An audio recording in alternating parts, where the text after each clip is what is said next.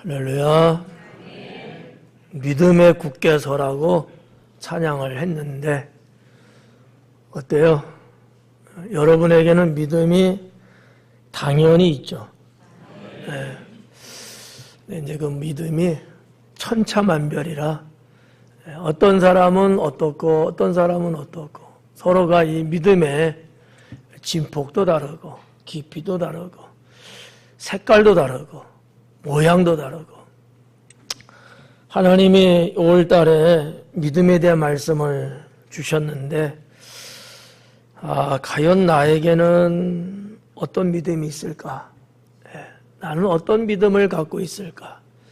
이와 같은 궁금증일 수도 있고 스스로 자기에게 질문해 볼 수 있는 그러한 필요성도 다분히 있지 않았을까라고 생각을 합니다.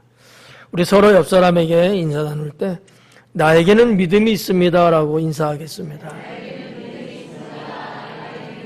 나에게는 믿음이 있습니다. 위증은 아니죠. 믿음 찬양 가사 속에도 성경의 말씀들이 많이 나왔어요. 그런 게 다 믿음이죠. 우리가 인생의 영혼의 교과서라고 볼 수 있는 이 성경은 구원을 기록한 책이죠. 근데 그 구원을 얻을 수 있기 위해선 믿음이 필요합니다. 어떤 의미에서는 구원이라는 것을 가지고 기록한 책이지만 거기에 절대적인 게 믿음이기 때문에 성경을 쭉 보면은 모든 사람들의 이야기 그리고 사건들이 다 믿음이라는 것들과 관련이 있고 연결되어 있어요. 하나도 그렇지 않은 것이 없다라는 얘기지. 근데 여러분들은 이미 그 말씀을 다 알고 계시고 읽어서 너무나 아주 그냥 자연스러울 정도로 믿음에 대해서 친근하다 아니면 부담이 없다 이렇게 볼 수도 있지 않겠느냐라는 얘기예요. 그런데 우리의 삶 속에 정말 그와 같은 믿음이 살아있을까? 아니면 형식만 지니고 있는 믿음일까? 라는 것이 문제 아닌 문제라고 볼 수 있겠습니다. 그래서 성경은 믿음을 말씀하고 있으면서도 그 믿음이 살아있는 믿음이냐 이거를 또 물어보고 있다는 사실이에요. 5월달에 주님이 우리에게 너의 믿음이 무엇이냐 묻고 계신다는 거죠. 여기에 우리는 뭐라고 대답할 수 있을까? 또 뭐라고 대답을 해야 될까? 이와 같은 것들을 생각했을 것 같고 아직도 생각하지 못했다면 5월이 남겨져 있으니까 반드시 생각해 보시고 주님께 솔직하게 대답을 해보는 그런 여러분 될 수 있기를 소망합니다. 자, 여러분은 자신의 믿음이 무엇이라고 주님께 대답했다고 믿고 오늘 말씀을 전하려고 하는데 오늘 말씀에 제가 소개해드릴 이 내용은 보편적으로 여러분들이 다 이와 같은 것들이 있을 거다라고 보고 있는 내용들을 간추려서 믿음은 이런 거다 라는 것을 소개하려고 해요. 한 12가지 정도 생각했거든요. 설교 몇 시에 끝날까요? 12가지 중에서 50점 맞으려면 6가지 이상은 해당돼야 될 것 같고 한번 여러분 굳이 의식할 필요는 없지만 그래도 한 번쯤 나는 몇 가지가 해당되는가 한 번쯤 손가락으로 한번 세보는 것도 나쁘진 않을 것 같아요. 가장 쉬운 것 같으면서도 어떻게 보면 가장 어려울 수 있는 것이 믿음이 아닐까라고 생각을 해봅니다. 무슨 얘기냐면 여러분 다 믿음이 있다고들 하셨거든요. 그런데 어떤 상황과 어떤 경우에는 믿음이 전혀 없는 사람들처럼 행동한다든지 말한다든지 그렇게 살아가는 모습이 있어요, 없어요? 그래서 이게 어려운 거야. 가장 쉽고 가장 보편적이고 우리 일상생활 속에 있는데 근데 어떨 때 보면은 내게 없는 것처럼 느껴져요. 내가 전혀 하나님 믿는 사람이 아니고 하나님 안 믿는 교회 바깥에 있는 사람들처럼 내가 말할 때도 있고 행동할 때도 있고 감정을 표현할 때도 있고 그렇다라는 얘기예요. 쉬우면서도 어려운 것 같고 별거 아닌 것 같으면서도 또 왠지 모르게 무거운 짐과 같은 것일 수도 있고 말이죠. 성도 여러분, 저는 이 말씀을 받았을 때에 나의 믿음이 무엇일까 생각을 해보았습니다. 그리고 나만의 대답을 하게 되었죠. 이런 거였어요. 나에게 주어진 삶에 충실히 임하고 어떤 경우일지라도 주님이 주신 이 목회는 끝까지 간다. 이게 저의 믿음의 고백인 거예요. 이 내용이 여러분하고는 전혀 상관없는 저만의 믿음에 대한 정의예요. 여러분은 또 다르죠. 여러분은 목회자가 아니니까. 저는 목회자로서 목회자의 급에 맞는 목회자이기 때문에 이렇게 고백할 수 있는 내용을 주님께 답을 드린 거죠. 사람마다 각각 다르게 믿음을 말하고 또 자신의 환경이나 상황에 따라서 역시 다를 거라고 저는 생각을 합니다. 자, 오늘 말씀은 가장 보편적이면서 가장 일반적인 믿음에 대하여 편하게, 아주 편하게, 부담 없이 들을 수 있는 설교를 하려고 하는데 너무 편해서 또 주무시는 건 아닌지 모르겠어요. 예. 자, 12가지니까 빨리 탑승을 해서 한번 가보도록 하겠습니다. 첫째는 어떤 경우에도 믿는 것이 믿음이다. 어떠한 경우에도 믿는 것. 뭐 이럴 때만 믿고 저럴 때만 믿고 그게 아니고 어떠한 경우일지라도 내가 믿는 것이 믿음이다. 이렇게 보는 거죠. 어때요? 자, 1번인데 손가락이 이렇게 굽어져요? 아니면 기다려야 돼? 지금도? 굽어져요. 예, 굽어지면 일단은 점수 딴 거야. 예, 어떠한 경우에도 이 폭이 상당히 넓어요. 이 안에 가지도 상당히 많겠죠. 사람마다 다 다르니까. 자, 아무튼 세세하게 말씀드릴 수는 없어요. 어떤 경우일지라도 한 사람을 성경에서 소개한다면 욥과 같은 사람이죠. 욥과 같은 사람. 하나님 잘 믿고 축복으로 엄청난 부유함을 살다가 하나님의 테스트로 인해서 저 나락으로 떨어지고 인생의 고민과 참 이루 헤아릴 수 없는 고통 속에서 살면서 다시 반전을 이뤄내는 이러한 롤러코스터를 타는 인생 같은, 그렇죠. 어떠한 경우를 이럴 경우든 저럴 경우든. 예. 아파트 한 채를 선물로 받던 못 받던, 예. 내가 원하는 소망이 이루어지던 아니면 낭망이 되던 뭐가 되든지 간에 하나님을 내가 믿는 것은 틀림없다. 이게 이제 믿음이라는 거예요. 두 번째는 말씀을 받아들이는 것이 믿음이다. 하나님 말씀을 내가 받아들일 수 있다는 거.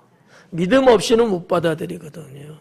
왜냐하면 세상의 지식 갖고는 받아들일 수가 없잖아요. 맞아야 말이죠. 과학적으로도 안 맞는 것 같고 역사적으로도 안 맞는 것 같고 경우적으로도 안 맞는 것 같고 내 삶으로도 뭔가 안 맞는 것 같고 말이죠. 안 맞는 것들이 투성이거든요. 처음 말씀드렸다시피 성경은 나에게 초점을 맞춰서 기록한 책은 아니죠. 구원을 말씀하고 있는 거라고 말씀드렸죠. 예. 자, 아무튼 말씀을 받아들이는 게 믿음이다. 여러분 손가락은 어느 쪽에 가 있어요? 굽어져요? 안 굽어져요? 다행이에요. 이 말씀 못 받아들이는 때도 있을까요? 없을까요? 솔직하게. 자, 목사가 설교합니다. 하나님 말씀을 가지고 설교합니다. 그런데 그 말씀을 내가 받아들이기가 조금 주춤거려지는 거야. 이런 경우가 있을까요? 없을까요? 아, 진실하시네. 그렇죠. 근데 그렇지 아니하고 받아들여지는 거예요. 받아들여지는데 시간이 안 걸려요. 받아들여지는데 그냥 자연적으로 흡수해 들어오는 거야. 이게 믿음이라는 거예요. 믿음은 그런 거다라는 거죠. 믿음은 그런 거다. 그런데 이렇게 사이다를 마시는 것 같으면 그때는 믿음이 없는 거예요. 내가 말하는 믿음이 아니고 성경이 말씀하는 믿음이 없다는 얘기예요. 하나님이 말씀하시는 믿음에서는 뭔가 떨어져 있다라는 얘기죠. 내 입장에서 보는 믿음과 하나님이 말씀하는 믿음은 전혀 다르거든요. 세 번째는 하나님을 의지하면서 사는 것이 믿음이다. 하나님을 의지하며 사는 게 믿음이다. 하나님 믿는다는 사람이 하나님 의지 않는다?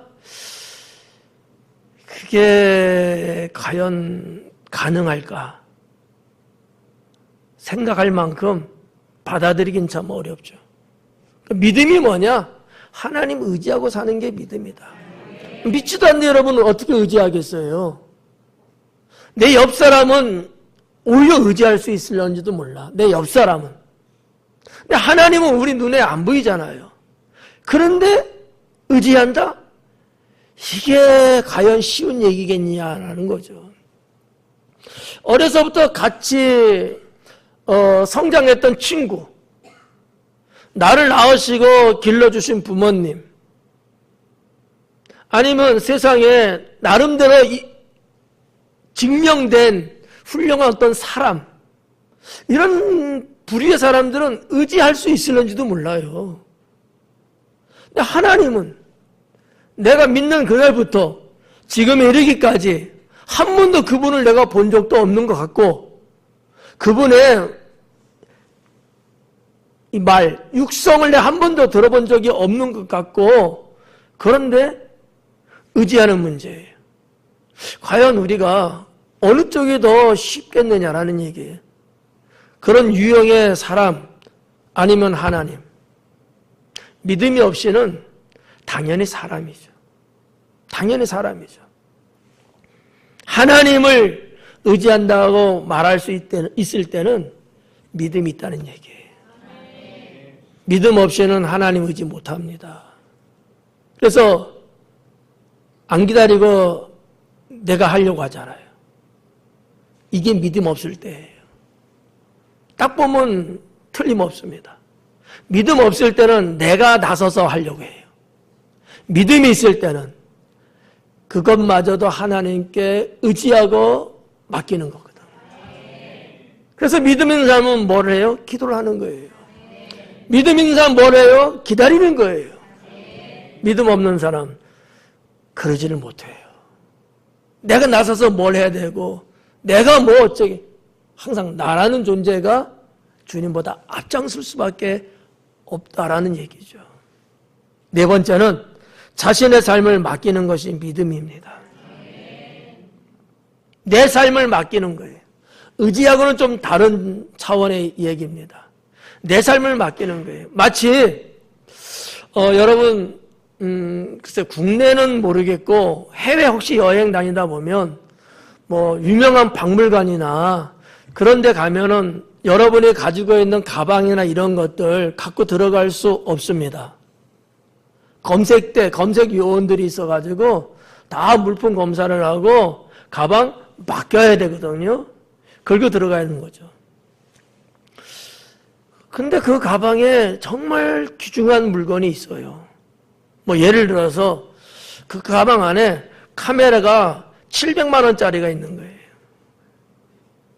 놀라지 않는 거 보니까 여러분 1000만 원짜리 갖고 있나 보죠? 예.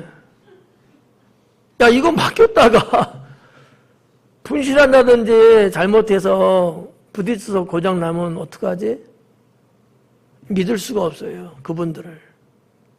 그분들은 맡기세요 그러잖아요. 맡기세요. 그런데 아무렇지 않게 맡기는 분들이 계시더라고. 아무렇지 않게 그냥.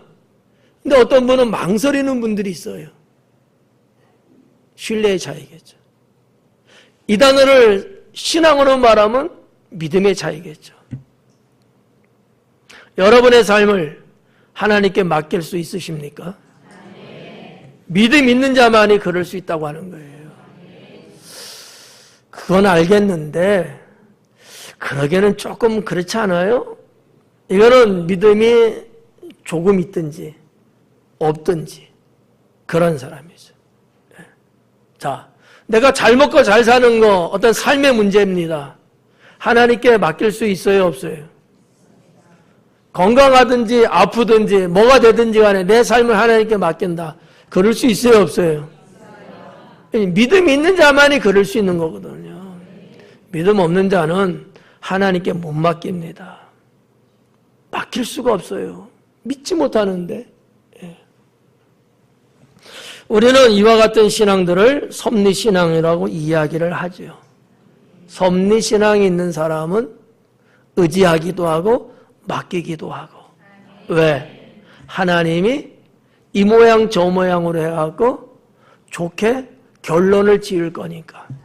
이런 신앙이 있기 때문에 우리는 과정이라는 그 어떠한 것에 대해서 왈가왈부한다든지 그것 때문에 내 감정이 울그락불그락 한다든지 그러지를 않지요. 섭리신앙은 그렇다는 거예요. 때로는 내가 정답인 것처럼 내가 살지만 하나님 볼 때는 그게 정답이 아니기 때문에 슬쩍 내 인생을 조금 돌려서 이끌어갈 수 있거든요. 그럼 우리는 이거 뭐지? 왜 이렇게 되지? 이러면 안 되는데 이러거든요. 그렇지만 섭리신앙이 있는 분은 혹 그럴지라도 주님이 하실 거야 라고 믿고 맡길 때 하나님은 위험한 코스를 벗어나서 안전한 코스로 들어갈 때까지 우리의 인생을 돌려주신다라는 얘기죠. 그렇기 때문에 의지할 수 있고 맡길 수 있다는 거예요. 이게 믿음이다라는 얘기죠. 다섯 번째는 주님과 같은 생각을 갖는 겁니다. 그게 믿음이다. 주님과 같은 생각을 갖는 게 믿음이다. 뭐 예를 들면 이런 거예요. 예수님 닮아가는 거. 믿음 없이는 닮아갈 수 없겠죠. 또 이런 것들이 있어요. 예수님이 생각하는 천국에 대한 거. 나도 예수님처럼 천국에 대한 내 생각을 갖는 거예요. 우리 수요일날 강해를 하면서 지금 계속 사복음서를 하고 있잖아요. 당시에 예수님께서 말씀하신 하나님 나라 천국. 그러나 유대 사회의 기득권자 내지는 종교인들은 예수님 말씀하시는 그 천국에 대한 개념이 틀렸거든요. 예수님을 메시아로 믿었다면 그런 부분들을 예수님께 생각을 맞췄을 거예요. 근데 안 맞추죠. 그냥 자기 생각 그대로 갖고 나가는 거죠. 이거는 하나님 나라를 볼 때 믿음이 없는 거죠. 예를 들면 이렇다는 거예요. 천국에 대한 거든 하나님에 대한 것이든 예수님이 생각하는 게 있어요. 또는 이런 것도 있죠. 우리 이웃에 대한 예수님의 생각. 당시에 수많은 사람들이 생각하는 이웃에 대한 거 있는데 그게 예수님과 그들하고의 생각이 서로 달라요. 그래서 예수님께서 복음을 전하실 때 수많은 백성들이 기이하다 생각도 했지만 이상하다고도 생각했어요. 우리가 평생 살면서 이웃에 대해서 이렇게 생각해 본 적이 없는데 저 나사렛 예수는 이렇게 생각하네? 그걸 이렇게 보여주고 있네? 이 부분을 느꼈던 거죠. 그것 때문에 수많은 백성들이 예수님 가는 곳곳마다 따라다니면서 그 진리를 듣기를 원했던 거였어요. 주님의 생각과 내 생각을 일치시켜 나가는 것이 믿음이다 라는 겁니다. 신앙생활에 대한 부분도 그렇고요. 성경에 얼마나 많은 도덕과 윤리적인 부분들을 거론하고 있습니까? 얼마나 많은 삶에 대한 이야기를 하고 있습니까? 예를 들면 이런 거잖아요. 남의 것을 도둑질하지 말라. 이런 거 있잖아요. 이웃을 해치지 말라. 이런 것들 있잖아요. 도덕과 윤리에 대한 개념이 잘 서 있지 않았던 시절들이 고대 사회에는 많이 있었습니다. 그래서 언제나 대부분적으로 내가 정답이고요. 그 어떤 사회 소공동체에서 나름대로 결의하고 이런 등등 것들만 기준점으로 잡고 있었던 시절이 있었습니다. 예수님은 전반적인 부분을 말씀하셨을 뿐만 아니라 그보다 훨씬 더 이전에 고대 사회였던 모세를 통해서 하나님은 율법을 말씀해 주시면서 어떻게 생활해야 될 것인가 언급을 하셨고 그렇게 살라고 명령하셨죠. 이런 부분들이 내가 주님과 같은 생각을 갖는 거예요. 사람들마다 태어난 환경과 어떤 성격이 달라요. 이거를 주님의 성격으로 맞춰 나가는 겁니다. 네. 지금도 우리 사회에 간혹 어떤 분들은요, 남을 해치고도 잘못이 없다고 생각하는 분들이 있거든요. 보편적인 생각은 잘못됐다고 생각하지만 그러나 극소수의 어떤 사람들은 아니다고 생각해요.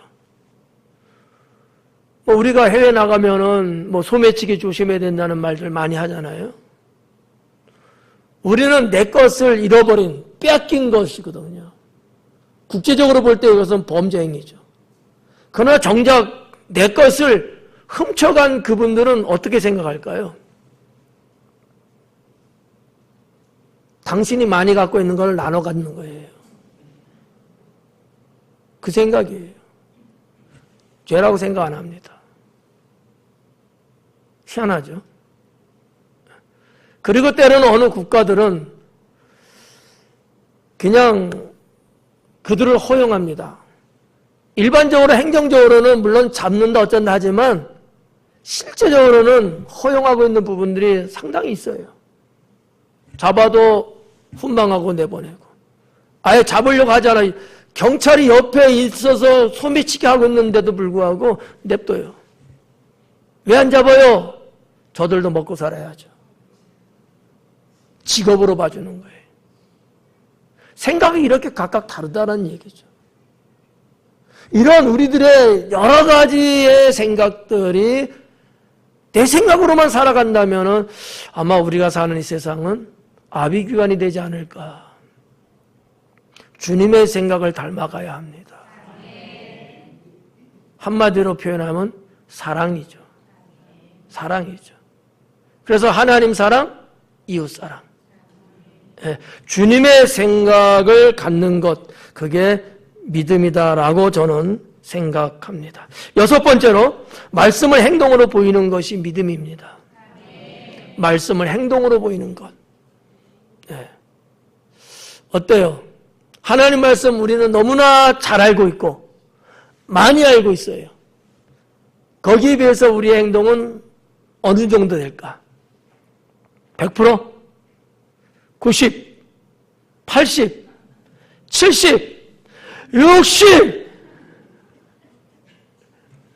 하나님 말씀을 내 행동으로 보여주는 것.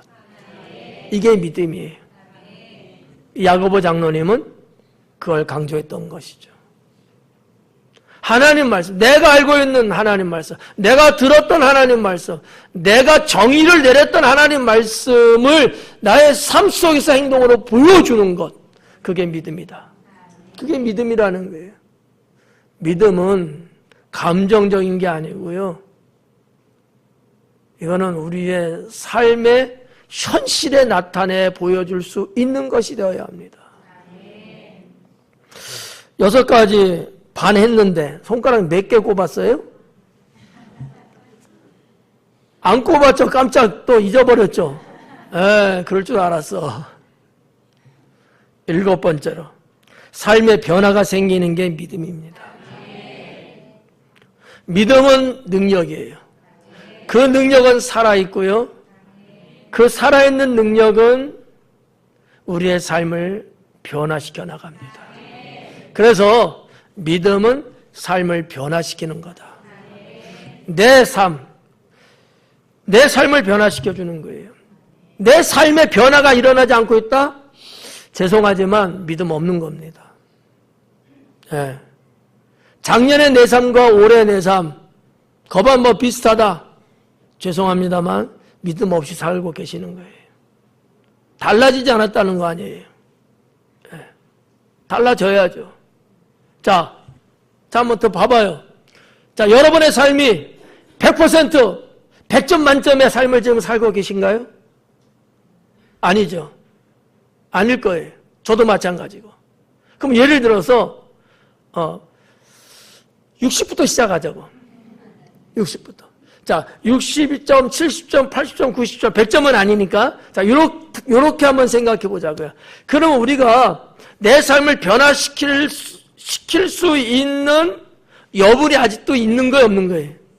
있는 거잖아요. 그 부분은 변화시켜 가야죠. 무엇이 그걸 가능하게 하죠? 믿음인 거예요. 그게 살아있는 믿음이라는 거죠. 네. 하나님이 주신 믿음은 죽은 믿음 아닙니다. 살아있는 믿음일 뿐만 아니라 그 믿음에는 주님이 능력을 부여해 주셨습니다. 당연히 믿음이 내게 있다면 내 삶을 그 믿음이 변화시켜 나가는 거예요. 변화시켜 나가는 거예요. 예. 처음 예수님 믿을 때와 지금 10년 믿었는데 지금하고는요 변화돼서 달라져야죠. 그게 맞는 거예요. 성격이라든지 생활 방식이라든지 이런 것들이 바뀌어야죠. 예. 성장하고 성숙해져야죠. 근데 이게 똑같다면 이건 아니죠. 믿음 없는 거, 아니면 믿음이 적은 거, 이런 부류에 해당되는 사람이라고 봐야 되겠죠. 자, 8번째, 성경을 읽고 기도하는 것이 믿음이다. 편해지기 시작했어요. 그래서 아멘 소리가 더 크게 나오는 것 같아. 예. 성경을 읽고 기도하는 것이 믿음이다. 근데 성경 안 읽고 기도 안 하는 교인들이 있을까요? 없을까요? 내 입으로 말하기는 어렵지만 있어요. 왜일까요? 믿음이 없어서 그래요. 믿음이 생기고 은혜를 받으면 성경을 안 읽을 수가 없어요. 기도를 안 할 수가 없습니다. 성경을 읽고 기도한다는 얘기는 하나님을 향한 믿음이 있기 때문입니다. 너무 간단하고 유아틱한 이야기 아니겠어요? 네. 근데 이것마저도 안 한다는 얘기는 내가 믿음 없이 산다는 얘기입니다. 내가 좋은 말로 하는데 성경 읽으세요. 우리 학생 청년들도 성경 잘 읽다가도 시험 때 되면 안 읽더라고. 100점 맞으면 뭐 할 거예요? 인생을 축복하는 이는 하나님이에요. 단어 하나 못 외워도 성경 한 구절 읽는 게 100번 낫습니다. 그렇지 않아요? 저는 그렇게 믿어요. 그게 믿음이에요. 그게 믿음. 예. 그래서 성경을 읽고 기도하는 것이 믿음이다. 저는 우리 학생 청년뿐만 아니라 우리 장년들은 거의 다 성경 읽어요. 진짜 한두 명 빼놓고는 다 읽어요. 매주. 안 읽는 사람 찾아보기 어려워요. 지금은. 옛날에는 안 그랬는데. 많이 변화됐어. 어떤 분은 너무 많이 읽어. 100장도 넘게 읽어, 일주일에. 예. 잘못됐다는 건 아닌데 그만큼 달라지는 거죠. 성경을 읽고 기도하는 것, 믿음 없이는 할 수 없는 거예요. 믿음이 있기 때문에 그러는 거죠. 그리고 9번째, 예배와 모임에 동참하는 것. 이게 믿음이다. 여러분, 믿음 없이 예배에 나온다? 그럴 수는 있는데 그거 한두 번이죠. 그게 쉽겠어요? 여러분, 정기적으로 꾸준히 예배에 내가 출석하고 있는 거예요. 이것만 갖고도 믿음이라고 보는 거죠. 믿음 없이는 그게 안 돼요. 안 되죠. 그러니까 믿음이 있는 분은 예배를 거르지 않고 하나님 앞에 드리는 거죠. 어떤 이들은 그게 무슨 믿음이야 이렇게 말할 수도 있어요. 너 예배 내가 참석해서 뭐라고 이런 게 없으니까. 아니에요. 예배 나온다는 그 자체가 믿음이 있기 때문에 오는 거거든요. 믿음 없이는 못 와요. 아니, 세상에 얼마나 더 좋은 게 있고 즐거운 게 있는데 교회 와갖고 한두 시간 이거 허비한다고 생각할 수 있거든요. 믿음 없이는 그럴 수 있어요. 믿음이 있기 때문에 내 인생 하루의 일부분을 내가 주님 앞에 드리면서 내가 신앙을 지키는 것 아니겠습니까? 그래서 예배나 교회 모임에 동참하는 것은 믿음이다라는 얘기죠. 상당히 편해졌죠. 네. 뭐 여러분은 뭐 여기에 걸릴 사람은 제가 볼 때 뭐 거의 99.9%는 뭐 하고 있을 테니까. 10번째, 하나님께 헌금을 드리는 것이 믿음이다. 네. 헌금 믿음 없으면 못해요. 돈이 많아도 못해 이거는요. 적어도 못하고요. 근데 믿음이 있으면 적던 많던 할 수 있는 거예요. 믿음이 그렇게 만듭니다. 여러분, 뭐 간혹 가면은 뭐 목사님이 뭐 헌금하라고 뭐 설교하네 어쩌네 이런 말들이 뭐 때로는 좀 돌잖아요. 저는 반은 맞고 반은 틀리다고 봐요. 오직 성도들이 안 하면 그렇게 설교할까? 여러분, 하나님께 헌금 드리는 건 이게 신앙이고 믿음인 거예요. 그 신앙을 지키기 위해서 하는 게 맞아. 그런데 또 그렇다고 해서 그렇게 또 설교를 한다고 해서 과연 하겠느냐라는 얘기죠. 은혜 받으면 하죠. 믿음이 생기면 하는 문제거든요. 자, 아무튼 헌금을 하나님께 드린다는 것은 믿음이 있기 때문이다라는 거예요. 누구 돈은 아깝고 누구 돈은 안 아깝고 그럴까요? 그런 건 아니잖아요. 내 수중의 것은요 다 요긴한 거예요. 아, 이것을 좀 딴 데 좀 쓰면은 좋을 텐데 뭐 이런 생각 들을 수 있죠. 믿음 없을 때 얘기입니다. 믿음 있는 분들은요 어느 정도냐 하면 하나님께 드리는 것을 갈망합니다. 하나님께 드리는 것 자체를 갖고서 너무 행복해합니다. 그래서 속히 드리고 싶은 거예요. 이 믿음이 충만한 사람은 그렇죠. 자, 어쨌든 간에 그냥 보편적으로 봤을 때 믿음이 있고 없다를 놓고 보면은 믿음이 있는 사람은 하나님께 드리는 헌금 전혀 이상한 생각 안 하고 자연스럽게 드리죠. 믿음이 없으면 지출에서 제일 먼저 빼는 것을 헌금으로 빼요. 좀 경제가 어려워진다? 수입이 좀 줄어들었다? 그러면 절약해야죠? 그럼 어디서 절약해요? 헌금 안 드리는 거로 절약해요. 누가 그런다고요? 믿음 없는 사람이 그래요. 믿음 없는 사람이. 우리 사회의 그 경제학적 논리로 보면은 말이죠. 경제가 원활하지 못하고 가계 경제가 조금 위축을 받게 되면 사람들이 어디에서 조금 돈을 좀 줄이냐 하면은 꽃이래요. 꽃. 화분, 꽃, 이런 부분들. 있으면 너무 좋은데, 없어도 사는데 지장 없거든요. 이런 부분들.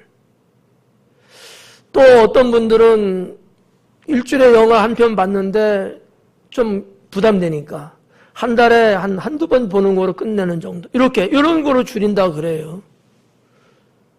교인들은요. 가계 경제가 좀 어렵다, 힘들다, 어쩌다 하면은 어디서 줄여야 되죠? 헌금에서 줄여야 되네? 그러면 예배 시간이라고 괜히 겁먹지 말고 그런 분들이 있어요. 헌금에서 줄여요. 믿음 없는 거죠.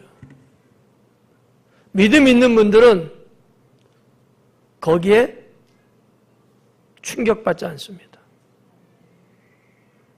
하나님이 이럴 때일수록 축복할 것을 바라보고 더 주님 앞에 매진을 하는 게 믿음 있는 사람이에요. 네. 그리고 11번째로 교회를 섬기며 헌신하는 것이 곧 믿음이다. 교회를 섬기며 헌신하는 것. 믿음 없이는 못하죠. 우리 오늘 성경 본문에서도 그러잖아요. 믿음이 없이는 하나님을 기쁘시게 할 수 없다. 네. 믿음은 어차피 하나님께로부터 온 거예요. 하나님 편이에요.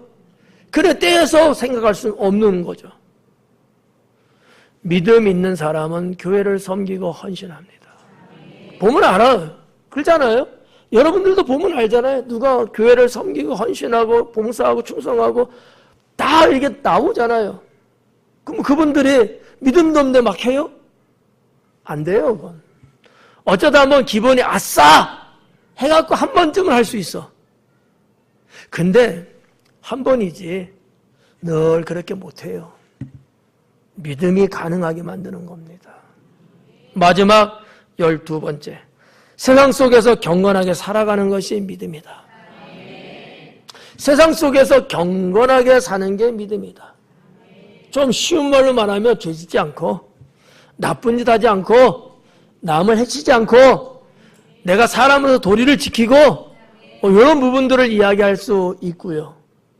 또 하나는 경건하게 사는 거니까 경건하게 좀 세상과 구별되게 살고 영적으로 살고 거룩을 쫓아가고 이런 부분들 경건하게 사는 거죠. 경건이라는 이 주제가 상당히 넓은 주제이기 때문에 다 말씀드릴 수는 없지만 그런 두 가지를 보면 그렇다는 거예요. 크리스찬으로서 예수님 믿는 자로서 구원받은 자로서 내가 나쁜 짓 하지 않고 악한 생각 갖지 않고 남 해치지 않고 법과 질서 지키면서 근면하고 성실하게 사는 거예요. 이게 일반적인 면이죠. 경건의 일반적인 면. 경건의 신앙적인 면은 세상과 구별하고 살고 하나님이 기뻐하지 않는 거는 유익이 된다 할지라도 거절하고 영적인 신앙생활하고 이런 것들이죠. 사랑하는 성도 여러분, 앞에서 말씀드린 12가지 말고 더 많은 정의, 고백, 표현들이 있습니다.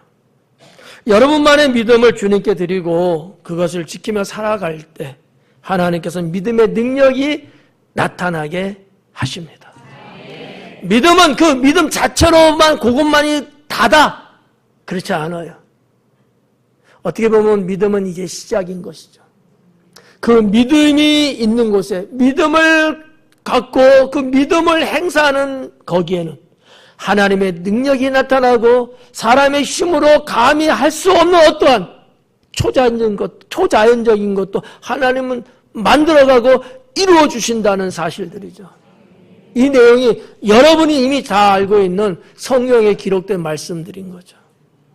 예수님이 병자를 고치고 귀신을 쫓고 뭐라고 다 했지만 다 예수님은 무엇 때문이라고 말했어요?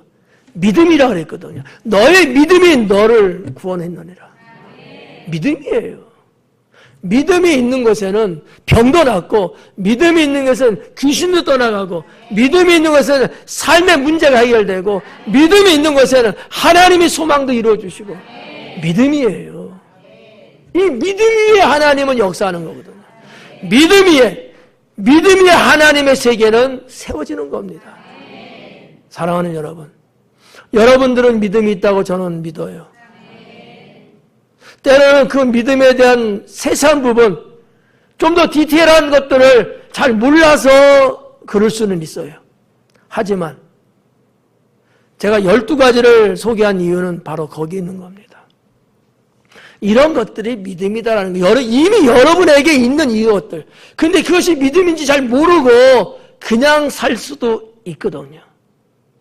소개하려고 12가지를 말씀드린 거예요. 이게 원래 5월 첫 주 설교해야 되는데 어린이 주일 끼고 어버이주일 야외배 끼고 끼다 보니까 뒤로 미루서 마지막 주에 할 수밖에 없었습니다. 우리 교회는 모두가 믿음을 나타내 보일 수 있는 성도가 될 수 있기를 주님의 이름으로 축원합니다. 기도하겠습니다.